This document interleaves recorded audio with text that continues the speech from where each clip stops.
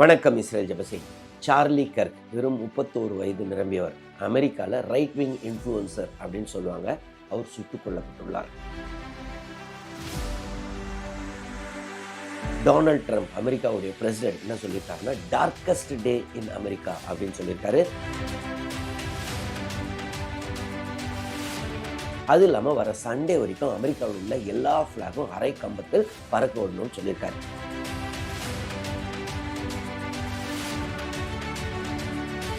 யார் இந்த சார்லி கர்க்? அவருடைய சிந்தனை என்ன?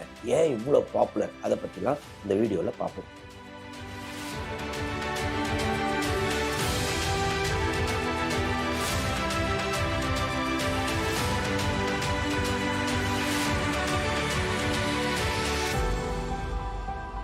சார்லி கர்க் பார்த்தீங்கன்னா இல்லினாய்ஸில் பிறந்திருக்கார். இல்லினாய்ஸ்ன்றது அமெரிக்காவில் உள்ள ஒரு ஸ்டேட்டு.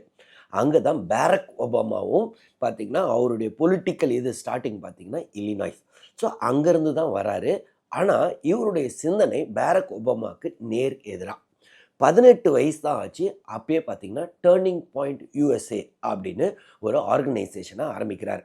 இந்த ஆர்கனைசேஷனுடைய மெயின் எய்ம் என்னென்னா, இந்த லெஃப்ட் இதுலேருந்து ரைட்டுக்கு மாற்றணும் அப்படின்னு. அவர் பார்த்திங்கன்னா காலேஜ் போகும்போதே ட்ராப் அவுட் ஆயிடுறாராம். அவர் அந்த ட்ரெடிஷ்னல் ரிலீஜியஸ் வியூஸில் ரொம்ப ரொம்ப ரொம்ப ஸ்ட்ராங்கானவர். 2016 டொனால்ட் ட்ரம்ப் அவர் எலெக்ஷனுக்கு இவருடைய கேம்பெயின் ரொம்ப ரொம்ப ரொம்ப முக்கியமான ரோல் ப்ளே பண்ணிச்சு அப்படின்னு சொல்கிறாங்க.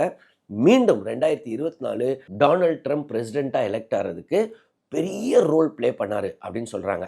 எலெக்ஷனுக்கு அப்புறம் இவர் ட்ரம்ப் அட்மினிஸ்ட்ரேஷனில் ஒரு முக்கியமான ரோல் கொடுக்கலான்ற அளவுக்கு டிஸ்கஷன் போச்சா. ஆனால் அவங்க எல்லாருமே கடைசியில் யோசிச்சாங்களாம், இல்லை இவர் வெளியில் இருந்தால் தான் ரிப்பப்ளிக்கன் பார்ட்டிக்கு நல்லது, ஏன்னா அவ்வளோ நல்லா இன்ஃப்ளூயன்ஸ் பண்ணுறாரு அப்படின்னு சொல்கிறாங்க. ஸோ 18 வயசுலேருந்து அவருடைய அந்த வலதுசாரி சிந்தனைகளால் கொஞ்சம் கொஞ்சமாக பாப்புலர் ஆனவர். அது டிக்டாக்காக இருக்கட்டும், யூடியூபாக இருக்கட்டும், பாட்காஸ்டாக இருக்கட்டும், ஸோ எல்லா சோஷியல் மீடியா, எக்ஸாக இருக்கட்டும், எல்லா இடத்துலையும் பல மில்லியன் ஃபாலோவர்ஸை வச்சுருந்தார். ஸோ இவருடைய வலதுசாரி சிந்தனைகள் என்னென்னா, சாதாரண இந்த வலதுசாரி இடதுசாரின்னு ஆரம்பித்தது எப்போன்னா 1789 ஃப்ரெஞ்சு ரெவல்யூஷனுக்கு அப்புறம். அப்போ அந்த ஃப்ரான்ஸில் ஆண்ட மன்னருக்கு எதிராக ரெவல்யூஷன் வருது. அதுக்கப்புறம் நேஷ்னல் அசம்பிளி கூடுறாங்க. நேஷ்னல் அசம்பிளின்றது நம்ம பார்லிமெண்ட் மாதிரி. ஸோ அந்த 1789 நேஷ்னல் அசம்பிளி அப்போது 2 விதமாக பிரிகிறாங்க. என்ன சொல்கிறாங்கன்னா, ஒரு சிலர் சொல்கிறாங்க, நம்ம கிங்குன்னு ஒருத்தர் இருக்கணும், கிளரிக்ஸ் அதாவது சர்ச்சுன்னு ஒன்று இருக்கணும், ஸோ இதெல்லாம் ட்ரெடிஷனு, இதை நம்ம சப்போர்ட் பண்ணணும், அதே சமயத்தில் டெமோக்ரஸியும் இருக்கணும் அப்படின்றது ஒரு வியூ. இன்னொரு வியூ என்னென்னா, இல்லை இந்த கிங்கு மொனார்க்கியே வேணாம், பெஸ்ட்டு எல்லாருமே ஈக்குவலு, சர்ச்சுக்கெலாம் இவ்வளோ பெரிய ரோல் கொடுக்கக்கூடாது அப்படின்னு இன்னொருத்தர்.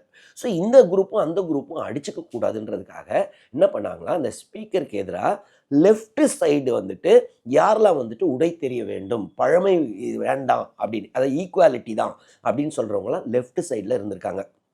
ரைட் சைடில் என்ன சொல்லியிருக்காங்க, இல்லை மொனார்க்கி வேணும், சர்ச்சுக்கு ரோல் வேணும், அதாவது கன்சர்வேட்டிவ் அப்படின்னு சொல்லுவாங்க, ட்ரெடிஷ்னலிஸ்ட் பழமைவாதிகள் அப்படின்னு சொல்லுவாங்க. இந்த ரெண்டுத்துக்கும் நடுவில் சென்டரில் என்னென்னா மாடரேட்ஸு, கொஞ்சம் அக்ரி பண்ணுறது, 2 சைடோடைய பாசிட்டிவ்ஸையும் எடுத்துகிட்டு போகிறது. ஸோ அதனால தான் இப்போவும் கூட இந்த லெஃப்ட்டு அப்படின்றது என்னென்னா ஈக்குவாலிட்டி, பழமைவாதம் தவறு, ட்ரெடிஷனை பிரேக் பண்ணணும்னு சொல்கிறவங்க லெஃப்ட்டு.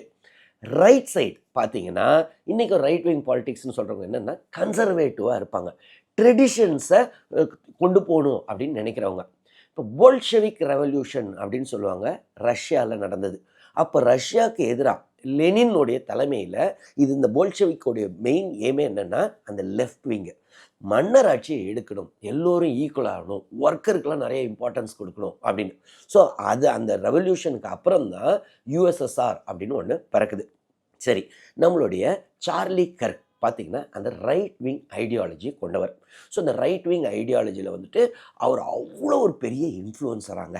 இப்போ டொனால்ட் ட்ரம்ப் இந்த லாஸ்ட் எலெக்ஷனில் குரூஷியல் ஸ்டேட்ஸ்லாம் வின் பண்ணுறதுக்கு முக்கியமான ரோல் ப்ளே பண்ணியிருக்காரு. எப்படி, ஏற்கனவே இவங்கெல்லாம் ஓட்டு போடுவாங்க, இவங்கெல்லாம் ரிப்பப்ளிகன்ஸ் தான், ஆனால் கடைசியில் பூத்துக்கு வரமாட்டாங்கன்னா இவர் போய் மொபிலைஸ் பண்ணுறது, அப்படி ஒரு எக்ஸலண்ட் ஆர்கனைசராக. ஸோ அவங்களெல்லாம் ஃபஸ்ட்டே ஓட்டு போட வர வைக்கிறது, இல்லைன்னா இமெயில் மூலமாக ஓட்டு வாங்குறது. ஸோ அவர் ஆர்கனைஸ் பண்ணனால தான் குரூஷியல் ஸ்டேட்ஸ்லலாம் இந்த இது வந்துட்டு மொத்த இவருக்கு எதிராக, அதாவது டொனால்ட் ட்ரம்ப்புக்கு, அதாவது ரிப்பப்ளிக்கன் பார்ட்டிக்கு ஆதரவாக வாக்கு வந்துச்சான். ஸோ இன்ஃபேக்ட் ஒரு இதில் அவர் எதிர்த்தார். இப்போ ஈரானை வந்துட்டு அட்டாக் பண்ண, அதாவது டொனால்ட் ட்ரம்ப் வந்துட்டு அட்டாக் பண்ணார், அதாவது அமெரிக்கா அட்டாக் பண்ணிச்சுங்க. அப்போ பார்த்தீங்கன்னா இவர் உடனே சொன்னார், இல்லை டொனால்ட் ட்ரம்ப் பண்ணது தவறு, ஏன்னா நம்ம ஃபாரின் வார்ஸ்லலாம் ஈடுபடக்கூடாதுன்றது நம்மளுடைய ரிப்பப்ளிக்கன் பார்ட்டியுடைய தாட்டு, தேவையில்லாமல் ஈடுபட்டிருக்காருன்னு. டொனால்ட் ட்ரம்ப் பார்த்தீங்கன்னா யார் அவரை எதிர்த்தாலும் ஈலான் மஸ்க் உட்பட உடனடியாக திட்டி தீர்த்துருவார். ஆனால் இந்த விஷயத்தில் அமைதி காத்தார். காரணம் என்னென்னா சார்லி கர்க். ஸோ சார்லி கர்க்கோடைய வியூஸ்லாம் பார்த்திங்கன்னா அந்த ட்ரெடிஷ்னல், அந்த ரிலிஜன் ரொம்ப ஸ்ட்ராங்காக இருக்கணும், ஃபேமிலி வேல்யூஸ் இருக்கணும், அபார்ஷன் இருக்கக்கூடாது, கன் கல்ச்சர், அதாவது இந்த கன்னுன்றது அந்த காலத்துலேருந்து செகண்ட் அமெண்ட்மெண்ட் சொல்லுவாங்க யூஎஸ்ஏல. ஸோ அவர் எப்பயுமே என்ன சொல்லுவாரான்னா, இல்லை கன் கல்ச்சர் இருக்கணும், ஆனால் இந்த கன் கல்ச்சர்ன்றது மற்றவங்கள சுடுறதுக்கு பயன்படக்கூடாது, ஆனால் கன்னை மட்டும் எடுத்து விட்டுறக்கூடாது, எங்கேயோ ஒரு சில ஷூட்டிங் நடக்குதுன்றதுக்காக மொத்த கன்னையும் எடுத்து விடுறது நம்மளுடைய செகண்ட் அமெண்ட்மெண்ட்க்கு எதிராக அப்படின்னு. ஸோ அந்த ரேஷியல் வியூஸும் பார்த்தீங்கன்னா அந்த ஒயிட் சுப்ரமசியும் இவர் ஆதரித்தவர் அப்படின்னு சொல்கிறாங்க. ஸோ இந்த சூழலில் பார்த்தீங்கன்னா இவர் எக்ஸலண்ட் டிபேட்டரும் கூட. ஸோ அதனால் பல யூனிவர்சிட்டிஸ்க்கு இவரே போவாராம். ஓப்பனாக எல்லா ஸ்டூடெண்ட்ஸையும் நீங்கள் எதிர்க்கிறீங்கன்னா தாராளமாக வந்து என்னை எதிருங்க அப்படின்னு சொல்லி அந்த டிபேட்டை நடத்துவாராம். ஸோ அந்த மாதிரி தான் யூட்டா வேலி யூனிவர்சிட்டிக்கு போயிருக்காரு. ஸோ இப்போ பார்த்தீங்கன்னா அமெரிக்காவில் ஃபால் ஆரம்பிச்சிருச்சு. ஃபால்னா அதை 2 இதாக எடுப்பாங்கங்க. ஒன்று வந்துட்டு ஸ்ப்ரிங்கு, இன்னொன்று ஃபால். ஸோ இப்போ அந்த ஃபால் சீசன் ஆரம்பித்தோடனே காலேஜஸ்லாம் ஓப்பன் ஆயிடுச்சு. ஸோ யூட்டா யூனிவர்சிட்டியிலேருந்து ஆரம்பித்து பல காலேஜுக்கு அவர் டூர் ப்ரோக்ராம் வச்சுருந்துருக்காரு.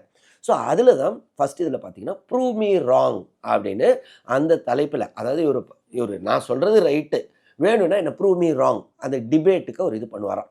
ஸோ அந்த மாதிரி தான் இவர் ஆரம்பிச்சிருக்காரு. ஏறக்குறைய 20 நிமிஷம் பேசிக்கிட்டு இருக்கும்போது திடீர்னு மோஸ்ட்லி பக்கத்தில் இருந்த ஏதோ ஒரு பில்டிங்லேருந்து ஸ்னைப்பர் மூலமாக ஒரே ஷாட்டு அவருடைய கழுத்தில் வந்து அடிச்சிருக்கு. அப்படியே சாய்ந்து விழுந்தவர், ரத்தம் கொப்பளிச்சிருக்கு. அதுக்கப்புறம் ஹாஸ்பிட்டல் கொண்டு போனால் இறந்துள்ளார். இது பார்த்தீங்கன்னா அவர் எந்த கன்னுக்கு ஆதரவாக இருந்தாரோ அதே கன் இவருக்கு எதிராக செயல்பட்டுருச்சுன்னு நிறைய பேர் சொல்கிறாங்க.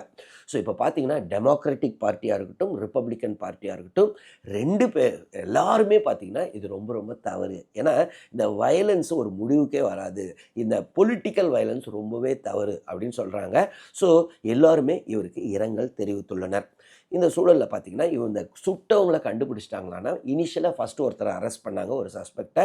அதற்கப்புறம் மேலும் இன்னொரு சஸ்பெக்டை அரெஸ்ட் பண்ணாங்க. ஆனால் கடைசியில் அவங்கள ஃப்ரீ பண்ணிட்டாங்க. காரணம், இன்வெஸ்டிகேஷனுக்கு அப்புறம் அவங்க மேலே தப்பு இல்லைன்னு ப்ரூவ் ஆயிடுச்சான். ஸோ இப்போ வரைக்கும் யார் சுட்டா அப்படின்னு தெரில. ஸோ வெகு விரைவில் அரெஸ்ட் பண்ணிடுவாங்க அப்படின்னு சொல்கிறாங்க. நேற்றைய தினம் இந்த இஷ்யூ வரும்போதே பார்த்திங்கன்னா அமெரிக்கா ஹவுஸில், அதாவது அவங்க பார்லிமெண்ட்டில் பேச்சு நடந்துகிட்ருக்கு. திடீர்னு இந்த நியூஸ் வந்திருக்கு. உடனடியாக எல்லோருமே ரொம்பவே இமோஷனல் ஆகிட்டாங்களாம், எல்லா செனட்டர்ஸுமே. ஸோ அப்போது ஒரு சில ரிப்பப்ளிக்கன் செனட்டர்ஸ், ஏன்னா இவர் ரொம்ப அதாவது எல்லா ரிப்பப்ளிக்கன் செனட்டருக்கும் இவர் ரொம்ப ரொம்ப ரொம்ப பிடிக்குமா. In fact JD Vance vice president ஆகிறதுக்கு காரணமே இவர் தான் சொல்கிறாங்க. அவர் எலெக்ஷன்லேயும் இவர் ரொம்பவே குரூஷியல் ரோல் ப்ளே பண்ணாராம். அதற்கப்புறம் எலெக்ட் ஆனதுக்கப்புறம் யூஎஸ் பிரசிடென்ட் டொனால்ட் ட்ரம்ப் கிட்ட ரொம்பவே ரிக்வெஸ்ட் பண்ணாராம், ஜேடி வேன்ஸை வைஸ் பிரசிடெண்ட்டாக போடுங்க. ஸோ ஜேடி வேன்ஸும் பார்த்திங்கன்னா ஆழ்ந்த இரங்கல் தெரிவித்துள்ளார். இப்போ பார்த்திங்கன்னா நேற்றைய தினம் அந்த ஹவுஸில் திடீர்னு இந்த இஷ்யூ வந்தோடனே எல்லாம் இமோஷனல் ஆகிட்டாங்க. ரிப்பப்ளிக்கன் பார்ட்டி மெம்பர்ஸ் ஒரு சிலர் வந்துட்டு டெமோக்ராட்டிக் பார்ட்டி ஆளுங்களை திட்ட ஆரம்பிச்சிட்டாங்க, இதெல்லாம் உங்களால் தான் அப்படின்னு. ஒரு கட்டத்தில் அவங்க வந்துட்டு சரி நம்ம இப்போ ப்ரேயர் பண்ணுவோம் அப்படின்னு சொல்ல ஆரம்பிச்சிருக்காங்க. ரிப்பப்ளிக்கன் பார்ட்டி மெம்பர்ஸ் உடனடியாக டெமோக்ராட்டிக் பார்ட்டி மெம்பர்ஸை அப்போஸ் பண்ணியிருக்காங்க. தேவையில்லாமல் நீங்கள், ஏன்னா ப்ரேயர்ன்றது அந்த ட்ரெடிஷன், நம்ம இப்போ யூஎஸ் காங்கிரஸில் உட்காந்துருக்கோம், அதாவது பார்லிமெண்ட்டில் உட்காந்துருக்கோம்.